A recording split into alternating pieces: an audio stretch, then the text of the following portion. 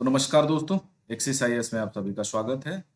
आज हम बात करेंगे यूपीएससी में एनसीईआरटी का क्या रोल है, अन्य एग्जाम में एनसीईआरटी कितनी जरूरी है और यूपीएससी हो या पीसीएस हो, एनसीईआरटी पढ़ना क्यों जरूरी है। क्या ऐसे कारण हैं कि एनसीईआरटी को हमें करना ही पड़ता है। कई सारे स्टूडेंट हैं जो एनसीईआरटी नहीं करते और उनका कहना है कि नहीं, यूपीएससी में एनसीईआरटी नहीं की थी तो हमारी या इन चीज़ों में प्रॉब्लम हुई, और कौन से ऐसे एनसीईआरटी में चीज़ें मिल जाती हैं जिनको हम आराम से करके कम समय में अधिकतम प्रिपरेशन कर सकते हैं।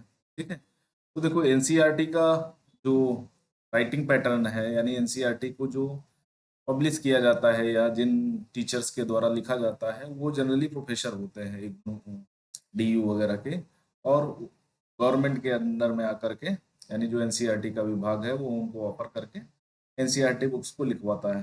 ठीक है, तो वो प्रॉपर शोध करके, ठीक है, रिसर्च शोध, इनके माध्यम से एनसीईआरटी को लिखा जाता है। और एनसीईआरटी आप पढ़ो, आप विपिन चंद्रा पढ़ो तो आपको लगेगा कि नहीं, जो एनसीईआरटी में पढ़ा था वही as it is Vipin Chandra में है। क्यों? क्योंकि एनसीईआरटी कई काफी टाइम तक विपिन चंद्रा, सतीश चंद्रा, इन लोगों ने भी लिखी है। उसमें कई सारे संशोधन किए हैं। अभी हाल फिलहाल में एक संशोधन हुआ था जिसमें हर साल कुछ ना कुछ बदलता रहता है। तो हाल फिलहाल में जो मुगल साम्राज्य था, है ना, उसको कम किया गया सिलेबस को। जो गांधी की हत्या से संबंधित तथ्य थे उनको हटाए गए, कोर्ट से संबंध में जो भी तथ्य थे उनको हटाए गए, है ना। तो हो सकता है यूपीएससी एनसीईआरटी को बेस बना करके क्वेश्चन पुट अप करती है, जैसे नाइन्थ, टेंथ, 11th और 12th, ये चार क्लासेस की एनसीईआरटी, जैसे हिस्ट्री हो गई, है ना, पॉलिटी हो गई, इकोनॉमी हो गई, जियोग्राफी है, ठीक है, और बायो हो गई, और एनवायरनमेंट से रिलेटेड, ये सारी एनसीईआरटी से सीधे सीधे क्वेश्चन पूछे जाते हैं। लगभग 10 से 12 क्वेश्चन यूपीएससी में, अगर आपकी एनसीईआरटी का बेसिक बहुत अच्छा तैयार है तो 10 से 12 क्वेश्चन आपको सीधे सीधे बढ़त मिलेगी आपको प्री एग्जाम में। सेकंड चीज जो आती है कि मेंस में इनका क्या रोल है, तो मेंस में भी इनका काफी अहम योगदान है। जैसे कक्षा 11 और 12 की एनसीईआरटी अगर आप ज्योग्राफी की पढ़ते हैं तो आपको, आपका लगभग 70 से 75% सिलेबस वहीं से कवर हो जाता है। आपको एक्स्ट्रा कुछ करने की जरूरत नहीं है। बस आप करंट पे फोकस कर लें, है ना, जो करंट के मुद्दे रहे हैं ज्योग्राफिक इंडिकेशन से रिलेटेड, वो सारी चीजें कर लें, तो आप, मुझे नहीं लगता कि एनसीईआरटी करने के बाद आपको किसी प्रकार का कोई भी ऐसी चीजें हैं जो नुकसानदेह होंगी। तो एनसीईआरटी पुस्तक पढ़ना जरूरी है। इसमें बेसिक्स क्लियर होता है, चाहे नए स्टूडेंट हो या पुरानी। ठीक है, चाहे आप आज से प्रिपरेशन स्टार्ट करें, ठीक है, या पहले से कर रहे हो, ठीक है। तो अगर आपने एनसीईआरटी को नहीं पढ़ी तो खासकर मैं सलाह दूंगा कि हिस्ट्री, पॉलिटी, ज्योग्राफी, इकोनॉमी की एनसीईआरटी को आपको जरूर करना चाहिए। बहुत सारे स्टूडेंट पढ़ते तो हैं लेकिन इसको बहुत सीरियसली नहीं पढ़ते हैं। ठीक है, और यही कारण है कि प्री एग्जाम में जो भी आसान से क्वेश्चन पूछे जाते हैं जो थ्योरी बेस होते हैं, ठीक है, वो उनके गलत हो जाते हैं। और वो क्वेश्चन गलत होने का मतलब है कि आप कहीं ना कहीं प्री से बाहर हो जाते हैं। ठीक है, और ज्यादातर लोगों की एक सामान्य आदत होती है कि वे एक दो बार सभी विषयों के विविध खंडों को तेजी से पढ़ते हैं, यानी एनसीईआरटी को खत्म करना है 3 महीने में, 5 महीने में। एनसीईआरटी उनके लिए क्या होती है, ठीक है, कि यार खत्म ही तो करना है, इसमें इनसे कौन सा क्वेश्चन पूछे जाने हैं, तो वो क्या करते हैं, खत्म करने के लिहाज से पढ़ते हैं। नहीं, आपको सीरियसली पढ़नी है। ठीक है, और उनके कुछ पॉइंट्स हैं उनको नोट करना है, फिर उनको सर्च करना है, चाहे यूट्यूब का सहारा लीजिए या किसी अन्य प्लेटफॉर्म पे जा करके उनको देखना है। और विविध खंड, यानी जो एनसीईआरटी के चैप्टर के बाद जो प्रश्न दिए होते हैं उनको आपको करके देखना है, क्योंकि इनका, इन प्रश्नों का स्टैंडर्ड, यूपीएससी के प्रश्नों का स्टैंडर्ड 19-20 है ना। अगर ये सारी चीजें कर लेते हैं तो आपको यहाँ बेनिफिट मिलेगा। अब आपको सिर्फ पढ़ना नहीं है, एनसीईआरटी के 60 नोट्स बनाने हैं, खासकर जो फैक्चुअल इंफॉर्मेशन है, फैक्ट बेस है उनकी, प्लस कुछ ऐसी अवधारणा है, कॉन्सेप्ट हैं, ठीक है, उनको नोट करना है। प्लस जो आपको टर्मिनोलॉजी पूछी जाती है, ठीक है, चाहे वो हिस्ट्री हो, पॉलिटी हो, ज्योग्राफी हो, कहीं भी टर्मिनोलॉजी आती ही आती है। 2 4 5 क्वेश्चन हर साल मिलते ही हैं, तो वो टर्मिनोलॉजी वहाँ पर मिल जाएगी, सब मिल जाएंगे। तो ये 3 चीज़ें आपको नोट करनी ही करनी है, ठीक है। बेसिक्स का कॉन्सेप्ट भी क्लियर करें हर टॉपिक पर, या टॉपिक के व्यवहारिक पहलुओं को आपस में जोड़ें। आप ना सिर्फ पढ़ें, ठीक है, और उसको चीज़ों को देखें ध्यान से, ठीक है। आप टेक्स्ट बुक पढ़ रहे हो, चाहे ऑनलाइन पढ़ रहे हो, या किसी अन्य सोर्स से आप इनको कर रहे हो, उसके बाद अगर यूट्यूब पे संबंधित सूचनाओं का या संबंधित टॉपिक का वीडियो मिलता है तो उसको आप देख सकते हैं। आप कई भी टॉपिक पर देखेंगे तो मिल जाएंगे। मैं भी एनसीईआरटी की क्लासेज स्टार्ट करने वाला हूँ, और क्लासेज स्टार्ट करने का मेरा नितार्थ ये है कि आपको पॉलिटी, इकोनॉमी, हिस्ट्री और जियोग्राफी, ये कम से कम 4, और उसके बाद एथिक्स, इनकी क्लास, पब्लिक एडमिनिस्ट्रेशन और एथिक्स की क्लास, ये सारी क्लास आपको अभी कुछ दिनों में मिलने लगेगी, ठीक है। तो जो भी आप टेक्स्ट बुक पढ़ रहे हो या ऑनलाइन पढ़ रहे हो, कहीं से भी पढ़ रहे हो, तो उनके जो मटेरियल है उसको सर्च करें, उसमें स्टैंडर्ड मटेरियल या कुछ करंट अपडेट हुआ है तो उसको मिला करके पढ़ें। टॉपिक से संबंध, मान लिया पहला आपने चैप्टर पढ़ लिया, मान लिया डेवलपमेंट था, दूसरा चैप्टर आप गए तो इकोनॉमिक डेवलपमेंट की बात आई, है ना, तीसरा चैप्टर आप गए तो इंफ्रास्ट्रक्चर यानी अवसंरचना विकास की बात आई, तो इनको कैसे आपस में जोड़ना है ये भी आपको सीखना पड़ेगा। तथ्य क्या है, संकल्पनाएं क्या हैं, उन पे आपको पकड़ मजबूत करनी पड़ेगी, अन्यथा आपको पढ़ चाहे जितनी बार लीजिए प्रॉब्लम आएगी ही आएगी, ठीक है।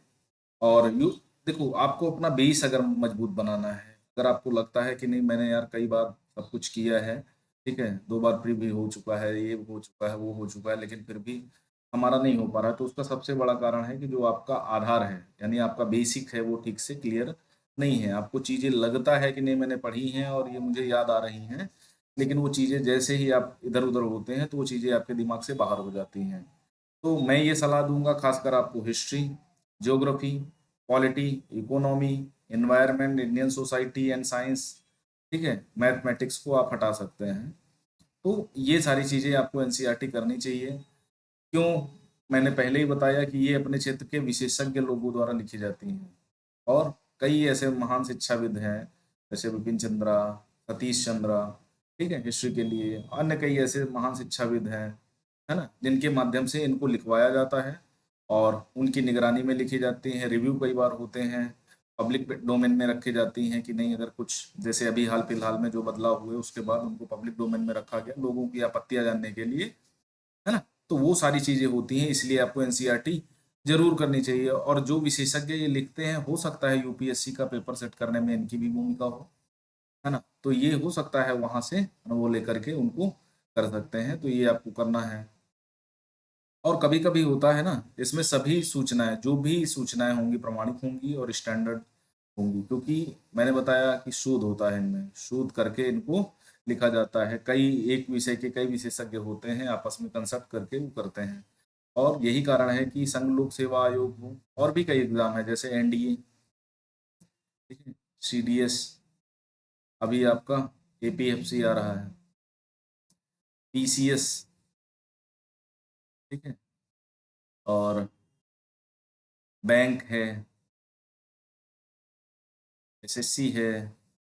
तो इन सब के जो भी एग्जाम होते हैं, अगर आपने एनसीईआरटी खासकर आपने 9 से 12 तक, या उसके पहले की अगर आपने पढ़े हैं 6 से लेकर के 12 तक, तो आपके लिए बेसिक आपका बड़ा अच्छा मजबूत होगा।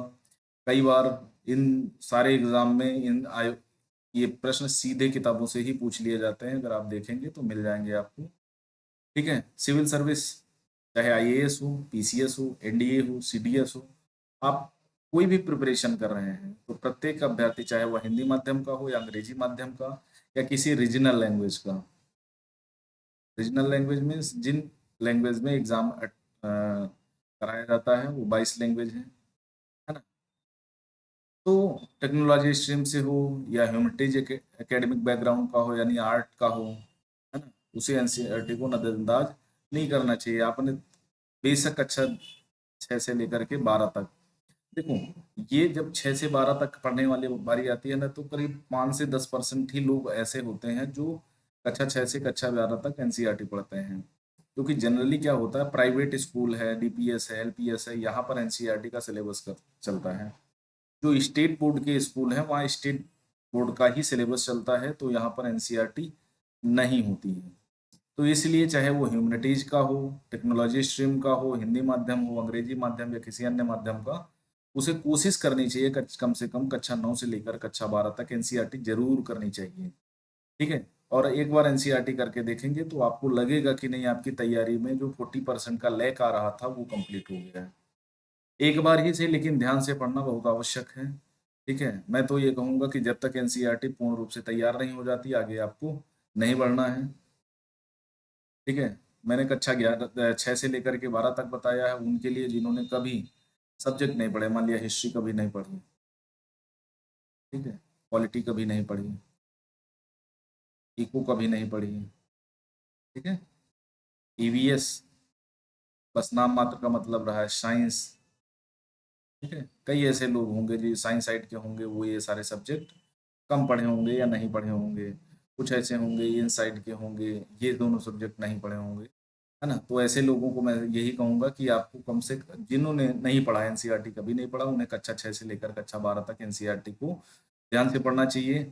ठीक है। जो आपके वीकनेस हो, जिस सब्जेक्ट में आपको वीकनेस हो, उन एनसीईआरटी को कर सकते हैं। अब कुछ स्टूडेंट की आती है कि ओल्ड पढ़ना है या नहीं पढ़ना है, तो मैं यही कहूँगा कि अगर आपके पास अ, समय है, अगर आप 2025 में एग्ज़ाम देना चाहते हैं, इवन 2024 में भी एग्ज़ाम देना चाहते हैं, तो आपको नई और पुरानी दोनों पढ़ लेनी चाहिए। अगर आपको एग्ज़ाम देने में जल्दी है या कोई और एग्ज़ाम देना है, तो आपको नई एनसीईआरटी को ज़रूर पढ़ना चाहिए। ठीक है। जिन सब्जेक्ट में अपडेट नहीं होना है, जैसे मान लिया हिस्ट्री की आप चाहे जैसी एनसीईआरटी पढ़ें, थोड़े बहुत चेंज आएगा। आप साइंस की कोई भी एनसीईआरटी पढ़ें, थोड़ा बहुत चेंज आएगा।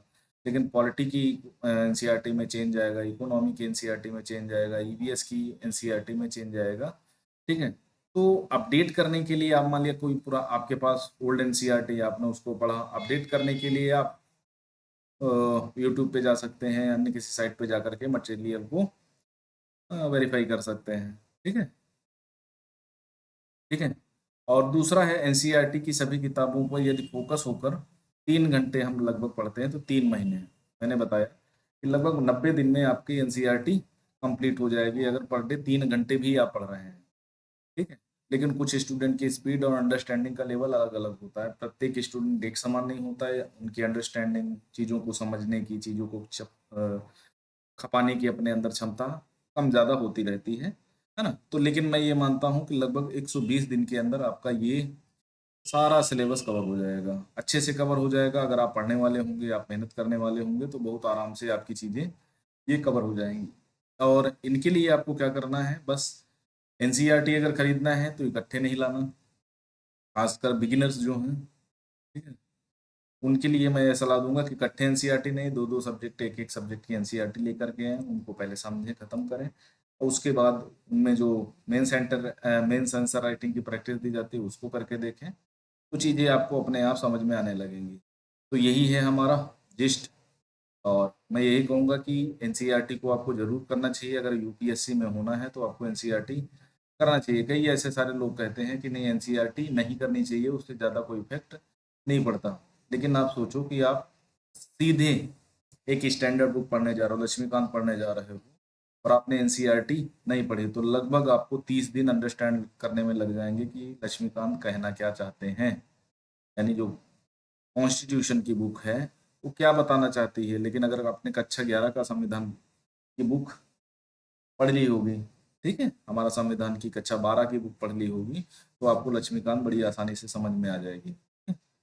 तो इतना करना है, एनसीईआरटी काफ़ी ज़रूरी है, आपको करना ही चाहिए। काफ़ी सारे लोग इंग्लिश मीडियम के मेरे ऐसे कई मित्र हैं जिन्होंने एनसीईआरटी को रट डाला है।